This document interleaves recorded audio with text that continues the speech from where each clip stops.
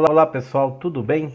Hoje nós vamos começar a nossa aula falando de análise e descrição de cargos. E por que que isso é importante? Porque todo gestor, ele precisa saber como é desenhado a questão dos cargos na organização e qual é a amplitude que ele tem em relação à sua equipe. Perfeito? Ou seja, o que faz cada pessoa na organização. Se você trabalha em empresa de comércio, se você trabalha na empresa indústria, se você trabalha numa instituição pública, não importa, ok? O que você tem que observar é cada pessoa exerce sua função. Está ali representando ou exercendo determinadas atividades que são inerentes a um cargo. E o que que ela precisa fazer? O que que ela está fazendo ali? Eu preciso entender isso. Eu, como gestor, eu preciso entender isso, ok? Para saber como, até mesmo como conduzir, não é isso? Dar a ordem ou cobrar algum resultado. Então, para que a gente comece de forma bem efetiva, né? Vamos primeiramente entender o que é um cargo. Então, vamos lá. De acordo com a literatura, o cargo é uma composição de todas as atividades desempenhadas por uma pessoa, ou seja, que é o ocupante do cargo, né? Que pode ser englobado em um todo unificado e que figura em certa posição formal do organograma da empresa. Então vamos dizer, analista de RH, então ele tem ali um cargo, ok? Quais são as atividades que essa pessoa deve fazer? Tá certo? Então, esse conjunto de atividade remete a um tipo de cargo, ou seja, aquilo que a pessoa exerce. Tudo bem? Então, eu tenho um analista fiscal na empresa, eu tenho uma analista de venda, eu tenho um vendedor, eu tenho um porteiro. Não importa que função você tenha, que cargo você tenha na empresa. O que é importante saber é quais são as atividades desempenhadas por essa pessoa. Tudo bem? Então, esse conjunto de atividades é denominado cargo, ok? Vamos lá. Então, hoje, né, nós temos um olhar meio diferenciado em relação às novas tendências em relação ao trabalho. Então, nós tínhamos lá um olhar antigo, né, um olhar que já não está tão atualizado, e agora nós já temos uns novos meios de observar a empresa que também já está mudando outra vez, ok? Principalmente com a ideia de culturas descentralizadas, né? Muitos funcionários, colaboradores que não trabalham na empresa mais, né? Pessoas que têm atividades que são resumidas ou então fazem parte de outras dimensões, mas ela tem lá um aglomerado de responsabilidades. Então o que que acontece? Tá tudo meio assim, muito louco, muito rápido, né? E aí a globalização tem contribuído para isso, a mudança tecnológica tem contribuído para isso, e principalmente a inserção de tecnologias baseadas em inteligência artificial. Ou seja, alguns cargos, algumas funções, algumas atividades da empresa, elas estão sendo redesenhadas e com isso alguns papéis deixam de existir, bem como outros passam a existir e as pessoas têm que se adaptar. Tudo bem? Então, em relação às estruturas, né? Então, como era antigamente? Então, nós tínhamos estruturas altas com muitos níveis administrativos. Hoje, pouquíssimos, né? Então, você tem ali o dono, ou o presidente, ou o diretor-geral, abaixo talvez mais dois níveis, até chegar ao operacional, ok? Antigamente era centralizada na cúpula, né, a questão da autoridade, hoje já é descentralizado, então já tem a questão do empoderamento. O papel do staff antes era amplo e diversificado, hoje já é um papel pequeno e concentrado em algumas funções, né, em alguns quesitos da organização. A modelagem de trabalho antes era simplificada e estreita, ou seja, os gerentes pensam e as pessoas fazem. Hoje é multifuncional. Nós passamos a entender o papel do gerente quando ele passa a ser mais facilitador, ou seja, ele está junto do grupo de trabalho, ele está junto da sua equipe, ou deveria estar, né? Deixa eu corrigir essa frase, porque nem toda empresa você tem um líder, um supervisor, um gerente que está perto de você.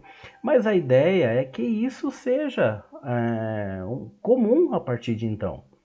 Por quê? Porque o gerente hoje ele é mais facilitador. Ele faz com que as coisas fluam com mais naturalidade.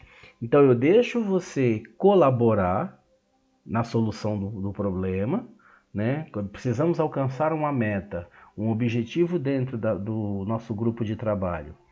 Então antes o gerente falava, vocês vão fazer assim, fazer assim, fazer assim e assim, ok? Hoje não, gente, como é que nós podemos fazer isso aqui de uma maneira mais rápida e com segurança? E todos passam a colaborar. Ok? Olha os grupos de trabalho. Antigamente, importantes apenas como unidades administrativas formais. Hoje você já tem a ideia da equipe, tá certo? Então você tem muita equipe, gente, dentro da equipe tem a questão da multidisciplinariedade, ou seja, hoje não tem mais um perfil de trabalhador, né? Antigamente falava assim, o pessoal que estava ali junto do RH, todo mundo tinha uma formação em RH, né? Uma formação em RH, tinha pós em RH, tal.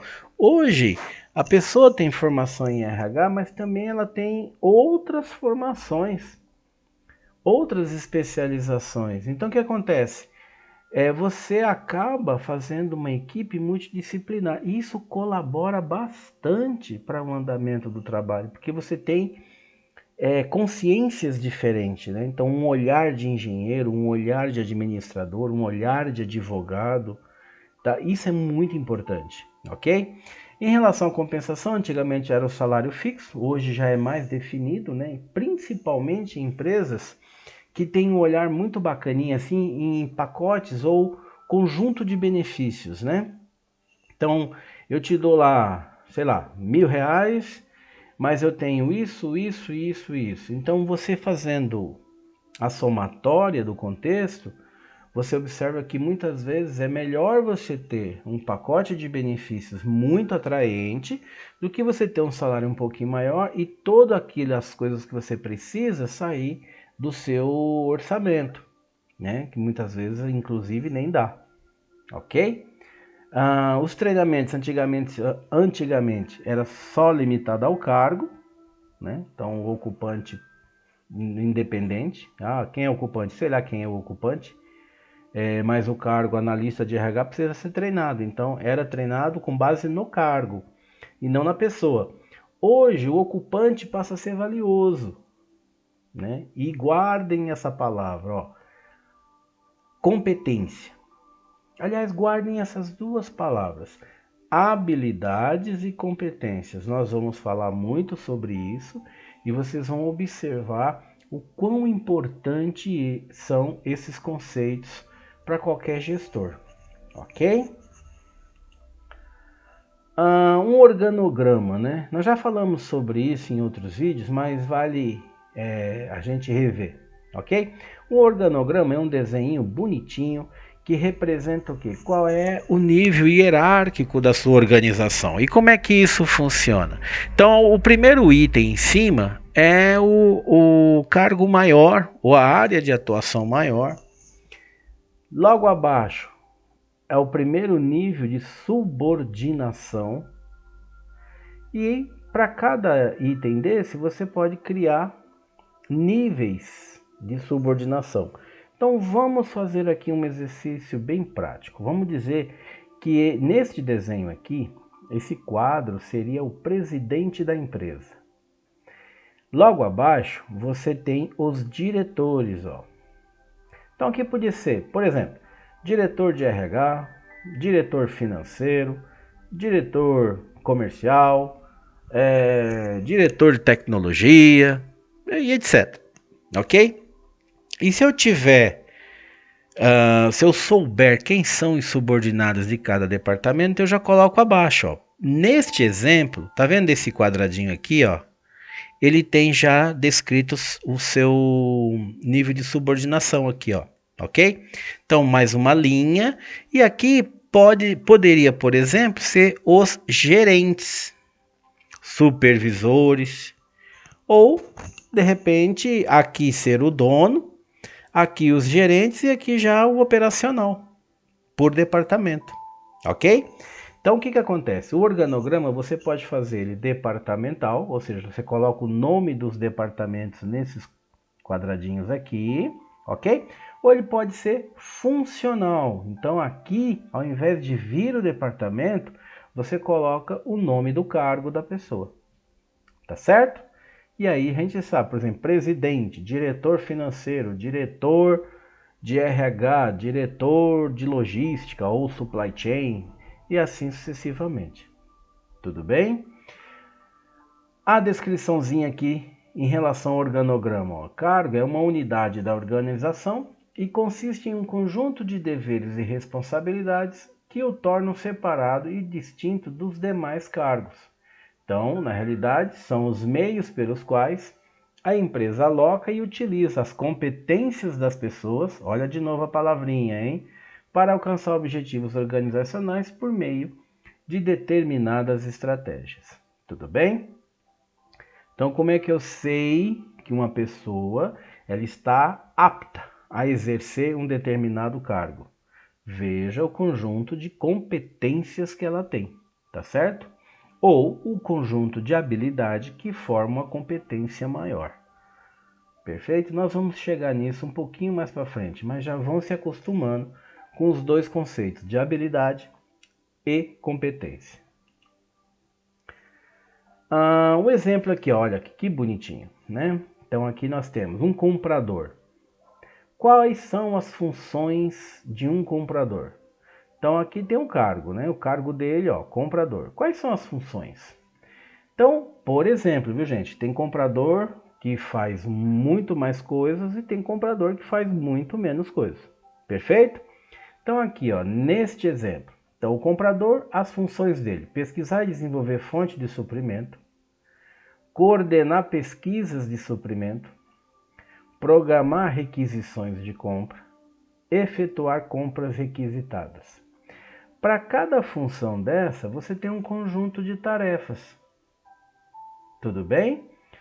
Como exemplo aqui, ó, dentro de efetuar compras requisitadas, aqui, ó, olha a linha aqui, ok? E essa linha diz, ó as tarefas aqui, ó. Efetuar as compras requisitadas, você tem pesquisar preços, condições de pagamento e prazos de entrega. Outra tarefa, comparar as ofertas de fornecedor. Outra tarefa, decidir sobre a oferta mais favorável. E outra tarefa, negociar a compra com o fornecedor escolhido. Isso aqui, lógico, é um exemplo, ok? Mas na descrição de cargos, você tem um mapinha da sua empresa com todos os cargos que são inerentes lá, tá certo? E cada cargo tem o seu conjunto de funções, tá certo? E cada função tem o seu conjunto de tarefa, e assim sucessivamente. Perfeito? Percebe quando eu disse que é importante que o gestor conheça, né, quais são as funções desenvolvidas por cada cargo? Porque ele sabe de quem é a responsabilidade de determinada coisa e também sabe delegar para a pessoa correta. Tá certo? Então, vamos refletir um pouquinho agora aqui, né? O que devo saber sobre o meu trabalho? Então, primeiramente, eu faço o quê? Então, eu trabalho numa indústria, trabalho no comércio, trabalho no governo, trabalho... Onde é que eu trabalho? Então, qual é o meu trabalho? Dentro disso, o que realmente importa neste trabalho? Então eu preciso alcançar a meta, eu preciso fazer um produto, eu preciso... É minha responsabilidade fazer um relatório. O que realmente importa? Qual é a importância das funções que eu desenvolvo ou que eu realizo, né, dentro do meu cargo? E aí vem a pergunta, né? Como é que eu estou desempenhando essas funções? Perfeito? Então, 3 reflexões aí para vocês. Olha aqui o Ivo pensando, né? Qual o nível de importância naquilo que faço para a empresa? Além disso, como é que eu sou percebido? Gente, tem profissional que ele entra na empresa, trabalha o dia todo, vai embora e ninguém sabe que ele estava ali. Tem gente que entra, que sai, que executa e ninguém. Ah, você viu tal pessoa? Não, não vi. Porque o que acontece? Nós vamos trabalhar lá para frente a questão do relacionamento, né? E nós já conversamos há algum tempo atrás sobre a questão do network. Então, se eu não sou percebido, em qual é a importância naquilo que eu faço então? Então, se eu não tiver ali, tá tudo certo? Percebe como refletir sobre isso é importante? E é necessário, ok? Então nós temos aqui a ideia do desenho de cargos, né? Ou que nós chamamos em inglês job design. Então o desenho de cargos envolve a especificação do conteúdo, dos métodos de trabalho e das relações com os demais cargos, tá certo? Então vamos expandir o conceito. Primeiro, é o processo de organizar o trabalho por tarefas, que são necessárias para desempenhar um cargo específico. Segundo, envolve o conteúdo do cargo, as qualificações do ocupante e as recompensas no sentido de atender às necessidades dos empregados e da organização. Vocês já se perguntaram, por exemplo, como é que a empresa chega no montante do seu salário?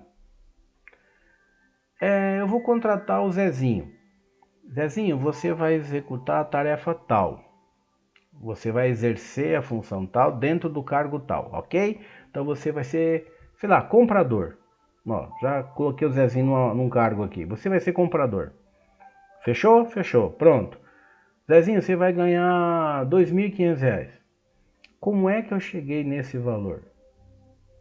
Então, existe toda uma composição para que a empresa ela entenda a necessidade do cargo, quais são as funções inerentes àquele cargo e por que que aquela recompensa, né, ela tem que estar dentro de tal valor.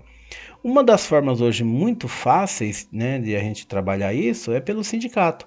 Então o sindicato ele já fala assim, olha, determinada função, determinado cargo, ele tem um salário base entre 2 e 2.600. E aí, por meio desse valor, a empresa se encaixa ali. Só que você não pode pagar menos que 2, porque aí você entra no conceito de piso salarial da função. Tudo bem?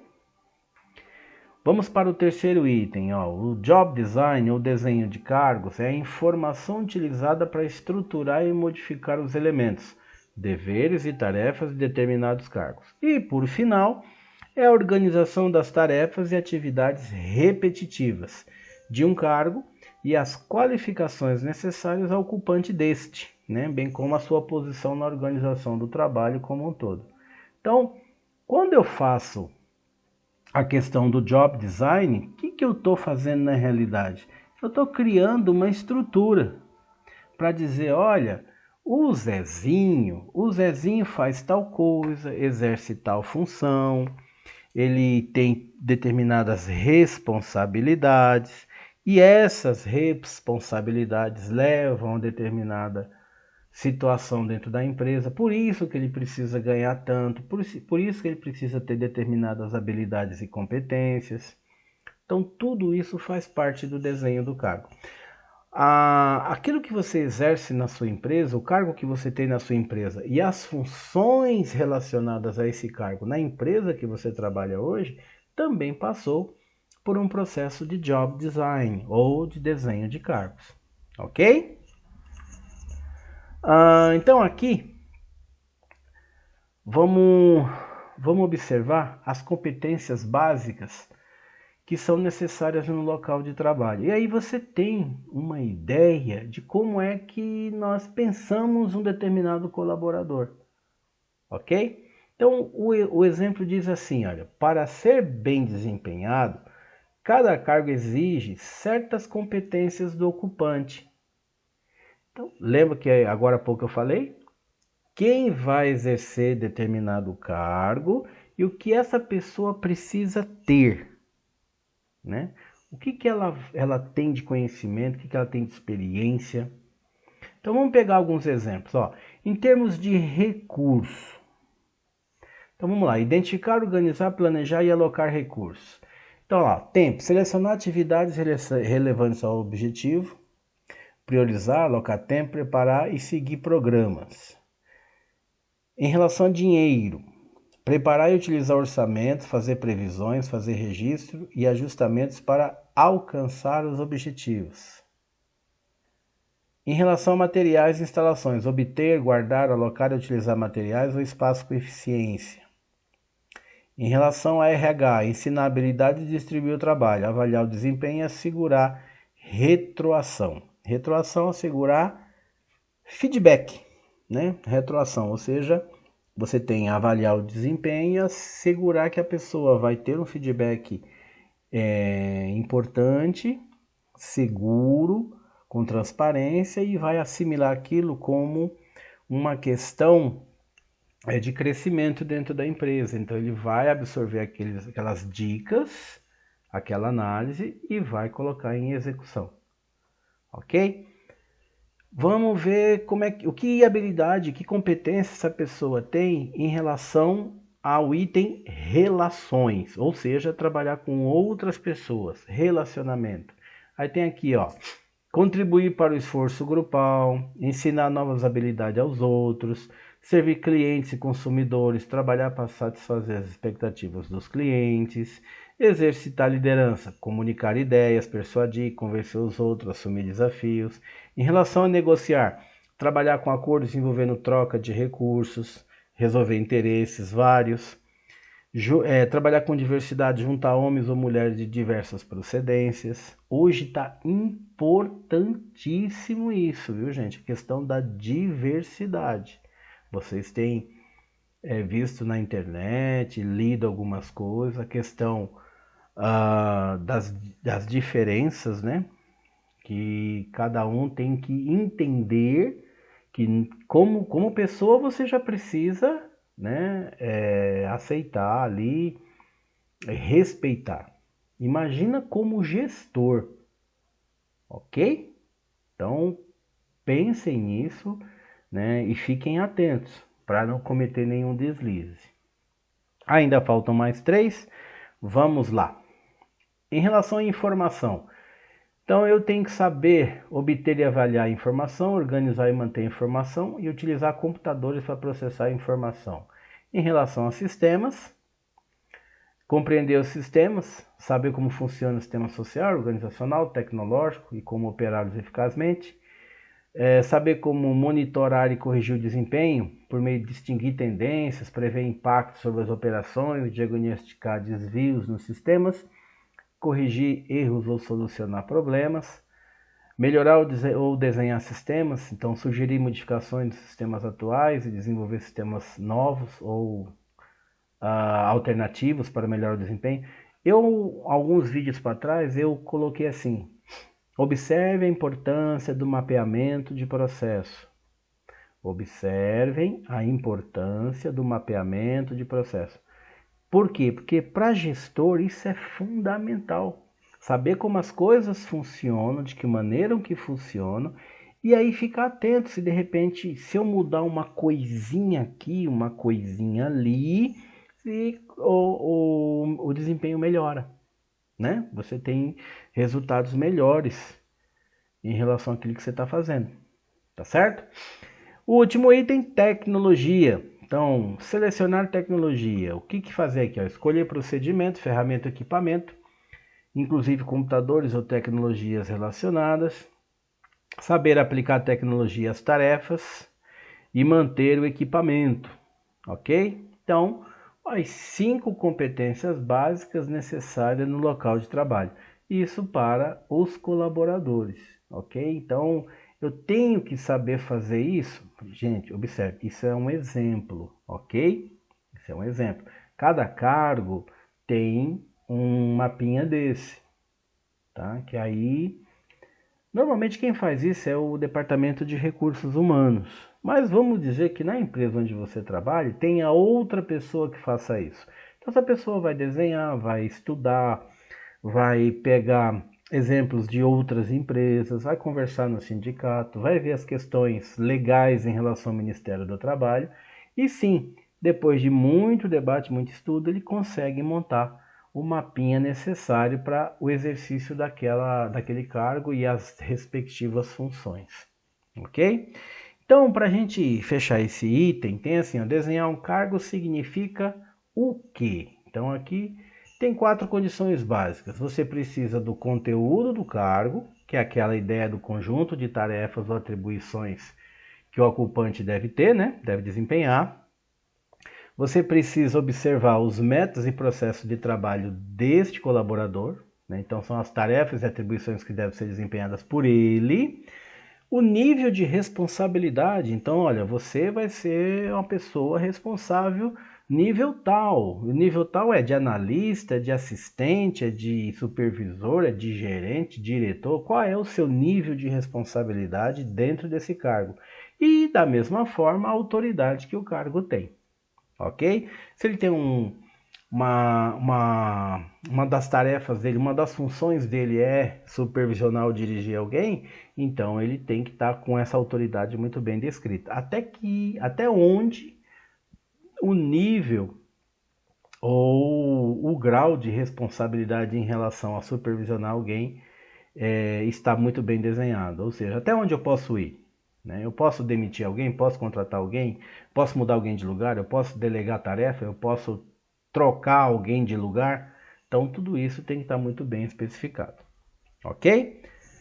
Então, para a gente fechar, o desenho do cargo é a especificação do conteúdo, dos métodos de trabalho, das relações com os demais cargos, no sentido de satisfazer requisitos tecnológicos, organizacionais e sociais, bem como os requisitos pessoais do ocupante.